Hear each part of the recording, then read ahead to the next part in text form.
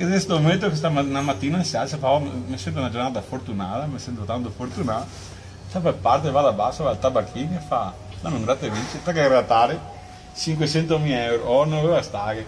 E la giornata, sei sicura che è giornata? Cosa fa? Un altro tabacchino.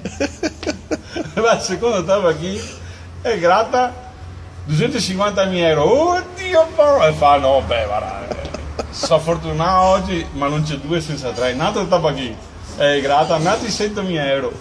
Tutto contento, perché poi aveva 10 centimetri da terra che camminavano. Arriva a casa, davanti a casa, polizia, carabinieri, pompieri, ambulanza, un disastro.